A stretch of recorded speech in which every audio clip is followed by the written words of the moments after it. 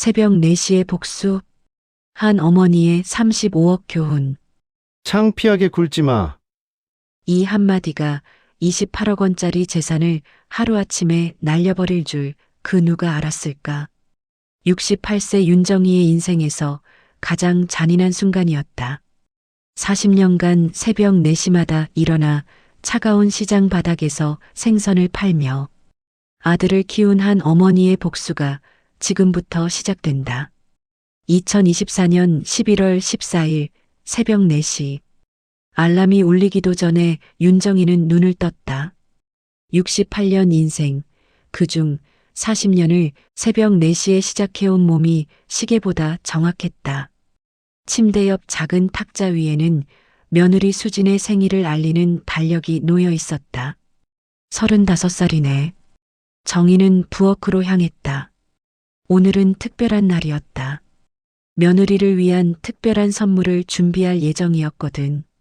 그 선물은 다름 아닌 수진이 결혼 초기에 극찬했던 도가니탕이었다. 어머니, 이런 맛있는 도가니탕은 처음 먹어봐요.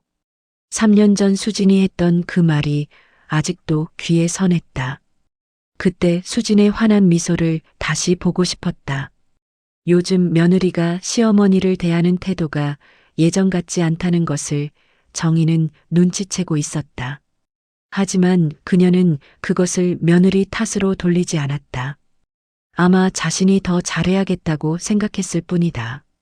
오전 6시 동대문 시장은 이미 활기로 가득했다. 정희는 40년간 단골이었던 정육점으로 향했다. 사장님, 한우 도가니 있어요? 어머니, 오늘 좋은 게 들어왔어요. 근데 좀 비싸네요. 정육점 사장이 보여준 한우 도가니는 정말 최고급이었다. 1kg에 16만 원. 정희의 하루벌이와 맞먹는 금액이었다. 얼마나 되나요? 16만 원이에요. 정말 비싸죠? 보통 사람들은 잘 안 사가요. 정희는 망설였다. 16만 원이면 그녀에게는 큰 돈이었다. 하지만 며느리를 위한 것이라면 이걸로 주세요. 어머니, 정말요? 이거 정말 비싼 거예요. 괜찮아요. 며느리 생일이거든요. 카드를 내미는 정희의 손은 약간 떨렸다. 하지만 후회는 없었다. 12시간의 정성. 집으로 돌아온 정희는 마치 예술가처럼 정성스럽게 도가니를 준비하기 시작했다. 먼저 찬물에 2시간 동안 담가 핏물을 뺐다. 그 사이 생강을 편으로 썰고 대파를 큼직하게 잘랐다. 도가니의 잡내를 완전히 제거하기 위한 과정이었다. 40년 경력이 여기서 나오는 거지. 정희는 혼잣말을 하며 미소를 지었다. 1시간마다 물을 갈아주며 불순물을 제거했다. 압력솥에 2시간, 다시 맑은 물에 넣고 5시간. 오후 4시가 되어서야 완벽한 도가니탕이 완성되었다. 국물은 마치 수정처럼 맑고 투명했고 한우 도가니는 젓가락으로 쉽게 찢어질 정도로 부드러웠다. 이 정도면 수진이도 좋아하겠지. 정희는 만족스러운 표정으로 보온통에 정성스럽게 담았다. 사실 처음에는 강남의 고급 레스토랑 파티 참석을 거절하려 했었다.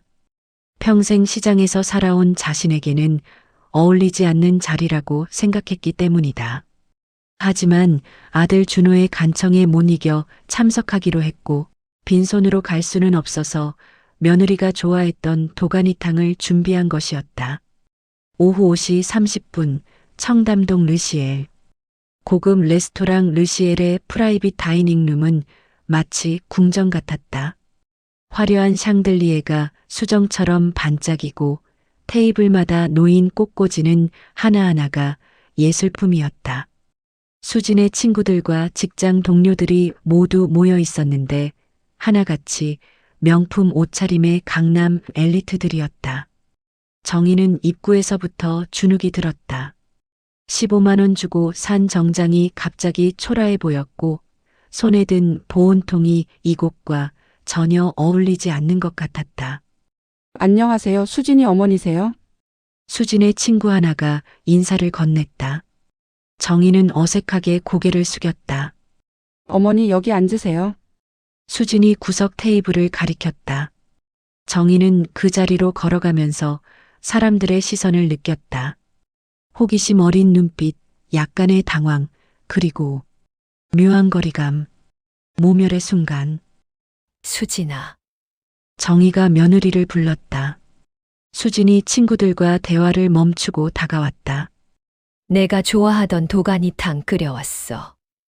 한우로 끓인 거야. 정희는 보온통을 내밀며 환하게 웃었다. 하지만 수진의 반응은 예상과 달랐다. 수진이 코를 찡그리더니 손으로 코를 막았다. 어머니, 이런 냄새 나는 음식을 왜 굳이 여기 가져오셨어요? 냄새 나는 음식. 정희의 미소가 굳었다. 12시간 동안 정성껏 끓인 도가니탕을 16만 원짜리 한우로 만든 그 귀한 음식을 냄새나는 음식이라고. 손님들이 다 보시잖아요. 수진의 목소리는 더욱 차가워졌다. 파티룸이 순간 조용해졌다. 모든 시선이 정희에게 집중되었고 그녀는 얼어붙은 듯 굳어버렸다. 죄송해요, 여러분. 시어머니께서 갑자기 음식을 가져오셨네요. 수진이 주변 사람들에게 사과하는 모습을 보며 정희의 심장이 무너져 내렸다. 자신이 정성껏 준비한 선물이 며느리에게는 부끄러운 짐이 되어버린 것이다. 귓속말들의 폭력. 정희는 구석 테이블로 밀려났다. 근처 손님들이 자리를 피하기 시작했다. 저분이 준호 씨 어머니세요? 아직도 시장에서 장사하신다더라고요. 요즘 세상에 그런 음식을 고급 파티에. TPO를 좀 아셔야죠. 귓속말들이 정희의 귀에 독침처럼 꽂혔다. 50년 세월 거친 손이 이 순간만큼은 부끄러운 증거물처럼 느껴졌다. 새벽마다 차가운 생선을 만지고 무거운 야채를 나르며 만들어진 이 손들이. 정희는 보온통을 꼭 안고 앉아 있었다. 어디로 가야 할지, 무엇을 해야 할지 몰랐다. 그저 아들이 오기만을 기다릴 뿐이었다. 파티룸 문이 열리며 준호가 들어왔다. 한국전자 부장답게 단정한 정장을 입고 있었고 여전히 잘생긴 얼굴에는 성공한 남자의 여유가 묻어났다.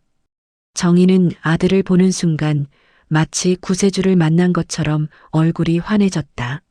준호야, 하지만 준호의 표정은 예상과 달랐다. 그의 얼굴에는 당황과 분노가 뒤섞여 있었다. 입구에서부터 시장 음식 냄새를 맡았고 사람들의 수군거리는 소리를 들었던 것이다. 엄마, 여기서 뭐 하는 거예요? 준호가 성큼성큼 걸어와 어머니 앞에 섰다. 그의 목소리는 낮았지만 그 속에 담긴 화는 숨길 수 없었다. 준호야, 수진이 좋아하는 도가니탕을 끓여왔어. 한우로 끓인 거야. 새벽 4시부터. 엄마, 정말 여기가 어딘지 모르세요? 준호의 목소리가 점점 커졌다. 평소 어머니에 대한 불만과 부끄러움이 한꺼번에 터져 나오는 것 같았다. 이런 고급 레스토랑의 집에서 끓인 음식을 가져와서 냄새를 풍기면 어떻게 해요? 준호는 주변을 둘러보며 점점 더 화가 났다. 회사 상무님도 계시고 수진의 친구들도 다 고급 교육을 받은 사람들인데 여기 온 분들이 누군지 아세요? 제 회사 상무님도 계시고 수진이 친구들도 다 대기업 간부들이에요. 정희는 아들의 말 한마디 한마디가 가슴에 못을 박는 것 같았다. 그래도 아들이니까 이해해 주려고 노력했다. 준호야, 엄마가 잘못 생각했나 보다. 그럼 이거 치울게. 냄새나는 음식은 됐으니까 제발 그만 치워주세요. 냄새나는 음식! 12시간의 정성이 16만 원의 사랑이 며느리를 향한 마음이 모두 냄새나는 음식으로 치부되어 버렸다. 운명의 한마디. 그리고 그 순간이 왔다. 준호가 분노에 차서 내뱉은 그 잔인한 말. 엄마, 제발 창피하게 굴지 좀 마세요. 창피하게 굴지 마라. 이 말은 정의의 세계를 완전히 무너뜨렸다. 40년간 아들을 위해 모든 것을 바친 어머니에게 그 아들이 던진 가장 잔인한 칼날이었다. 여기 오신 분들이 누군지 아세요? 다 사회적으로 성공한 분들이에요. 준호는 어머니가 자신의 사회적 지위에 해가 되는 존재라고 생각하고 있었다. 시장에서 생선을 파는 어머니가 고급 레스토랑에 어울리지 않는, 어머니가 자신을 창피하게 만드는 존재라고 여기고 있었던 것이다. 그때였다. 준호는 분노에 사로잡혀 어머니의 손에서 보온통을 거칠게 빼앗았다. 그리고는 망설임 없이 그것을 바닥에 내동댕이 쳤다. 쿵! 스테인리스 보온통이 대리석 바닥에 떨어지며 거대한 충격음을 냈다. 뚜껑이 열리면서 12시간 동안 정성껏 끓인 맑고 투명한 도가니탕 국물이 사방으로 튀었다. 파티룸이 순간 완전히 조용해졌다. 모든 대화가 멈췄고 모든 시선이 이 충격적인 장면에 집중되었다. 고급 카펫 위로 스며드는 국물, 벽면에 튄 기름 방울들, 그리고 바닥에 흩어진 한우 도가니들. 16만 원짜리 한우로 끓인 그 귀한 도가니탕이, 어머니의 12시간 정성이, 며느리에 대한 사랑이 모두 바닥에 처참하게 버려져 있었다. 40년 희생의 파노라마. 그 순간 정희의 머릿속에는 지난 40년의 기억들이 파노라마처럼 스쳐갔다. 1984년 겨울, 준호 사세. 엄마, 아빠는 언제 와요? 교통사고로 남편을 잃고 막막했던 그때, 두 아이를 혼자 키워야 한다는 현실 앞에서 절망했지만 일어섰던 그날. 1988년 새벽 첫 출근. 동대문 시장 생선 코너. 차가운 얼음 위에 생선을 만지며 손끝이 얼어붙었지만 아이들을 위해서라고 되뇌며 버텼던 수천 개의 새벽들. 1995년 봄, 준호의 서울대 합격. 엄마 합격했어요. 10년간 새벽마다 일어나 장사한 보람을 느꼈던 그날.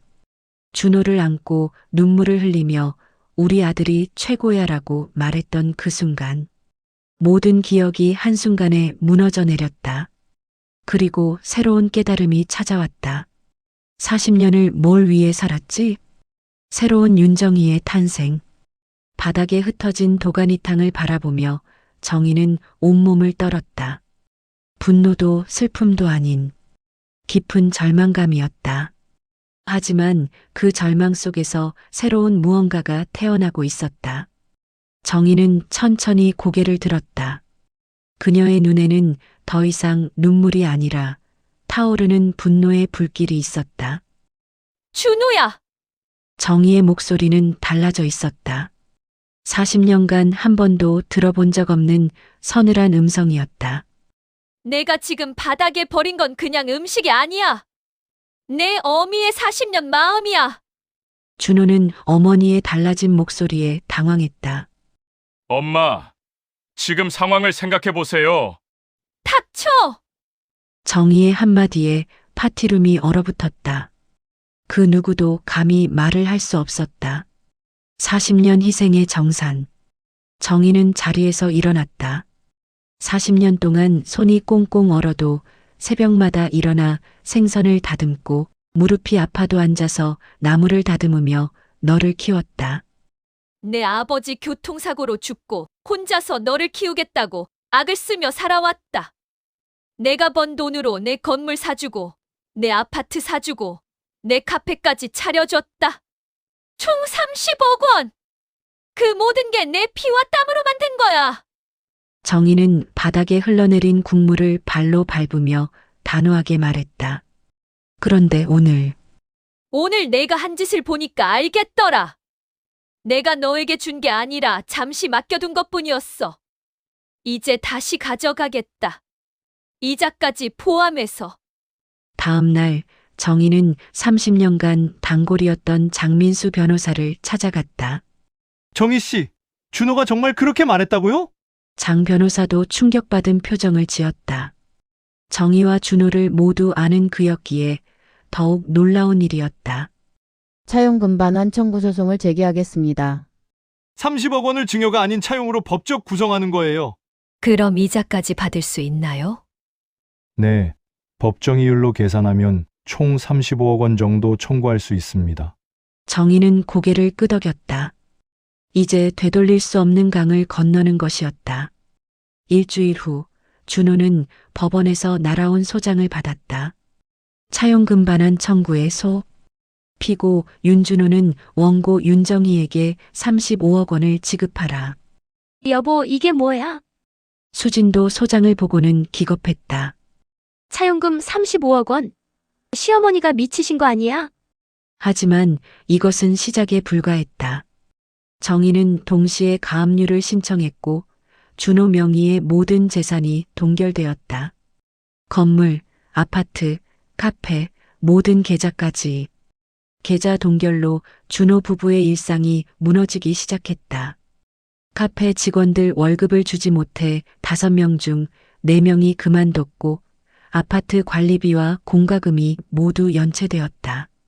카드도 정지되고 대출 연체 경고까지 받았다. 여보, 이제 어떻게 해? 35억을 어떻게 갚아? 수진이 절망하며 소리쳤다. 시어머니한테 가서 무릎 꿇고 빌든지 아니면 이혼하든지 둘 중 하나 선택해. 경제적 위기 앞에서 부부 사이에도 균열이 생기기 시작했다. 사회적 몰락.